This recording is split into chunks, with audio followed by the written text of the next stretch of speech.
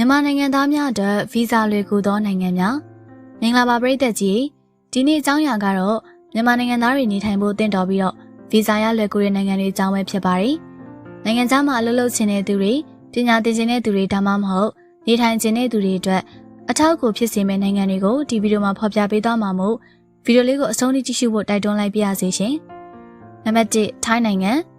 မြန်မာနိုင်ငံသားတွေအတွက်တိုးရီဗီဇာလွယ်ကူပြီးတော့အလုပ်ဗီဇာရဖို့လည်းအခွင့်အလမ်းရှိပါတယ်။မြန်မာနိုင်ငံနဲ့ယဉ်ကျေးမှုနှိစက်ခြင်းဈေးနှုန်းသက်သာမှုအလုပ်အကိုင်ခွင့်လန်းများအထူးသဖြင့်ခရီးသွားလုပ်ငန်းစားတောက်ကုန်လုပ်ငန်းစတာတွေကြောင့်ထိုင်းနိုင်ငံကမြန်မာနိုင်ငံသားတွေအတွက်အခွင့်အလမ်းများတဲ့နိုင်ငံပဲဖြစ်ပါတယ်။တတိထားရမှာကတော့ဗီဇာစည်းကမ်းတင်းကျပ်လာနိုင်တာကြောင့်ဥပဒေနဲ့ညီအောင်နေထိုင်ဖို့လိုပါတယ်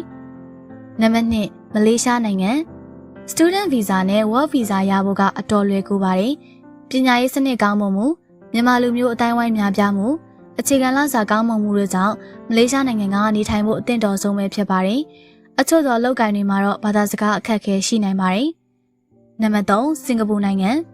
Work Permit နဲ့ Employment Pass အတွက်အလုပ်ရှင်ကနေအာမခံပေးရတာဖြစ်ပါတယ်။လစာကောင်းမွန်မှုလုံခြုံစိတ်ချရမှုကျန်းမာရေးစနစ်ကောင်းမွန်မှုတို့ကြောင့်မြန်မာလူမျိုးအများအပြားလဲစင်ကာပူနိုင်ငံသားအဖြစ်ခံယူသွားကြတဲ့သူတွေရှိပါတယ်။နေထိုင်စည်းမြင့်မာတဲ့ပြိုင်ဆိုင်မှုများတာကိုတော့သတိထားဖို့လိုအပ်ပါတယ်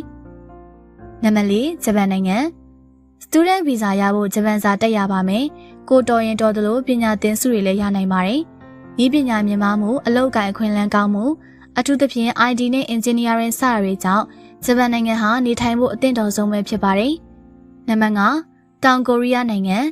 တောင်ကိုရီးယားနိုင်ငံကတော့ scholarship တွေရနိုင်ပြီးတော့ part time အလုပ်လုပ်ခွင့်ရှိပါတယ်။ခေတ်ခေါက်ချာနဲ့နည်းပညာတိုးတက်မှုပညာရေးအဆင့်မြင့်မားမှုစတာတွေကြောင့်မြန်မာနိုင်ငံသားအများအပြားနေထိုင်လျက်ရှိပါတယ်။နံပါတ်6ကနေဒါနိုင်ငံ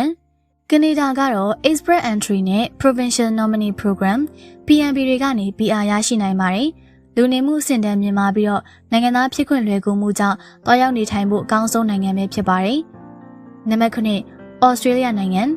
ဒီနိုင်ငံကတော့ Skill Migration Visa နဲ့ Student Visa Pathway ဆိုပြီးတော့နှစ်မျိုးရှိပါတယ်။လစာကောင်းမှုတဘာဝပတ်ဝန်းကျင်လှပမှုတို့ကြောင့်နိုင်ငံသားအများပြားနေထိုင်လျက်ရှိတဲ့နိုင်ငံပဲဖြစ်ပါတယ်။ဒါဆိုရင်တော့မြန်မာနိုင်ငံသားတွေအတွက်နေထိုင်ဖို့နဲ့ဗီဇာရဖို့အဆင်ပြေတဲ့နိုင်ငံတွေအကြောင်းသိပြီးဖြစ်မှာပါ။ဘယ်နိုင်ငံကိုစိတ်ဝင်စားလဲ comment မှာပြောပြခဲ့ပါအောင်နော်။ရှင်မြန်မာကိုလည်း like share နဲ့ subscribe လုပ်ဖို့မမေ့ပါနဲ့ရှင်။နောက်ပတ်မှာဒီထက်ပိုကောင်းတဲ့ဗီဒီယိုတွေနဲ့ပြန်ဆုံကြပါမယ်။အားလုံးကျေးဇူးထူးတင်ရှိပါရရှင်။ကျမကတော့တင်ဆက်သူအမ်ပါ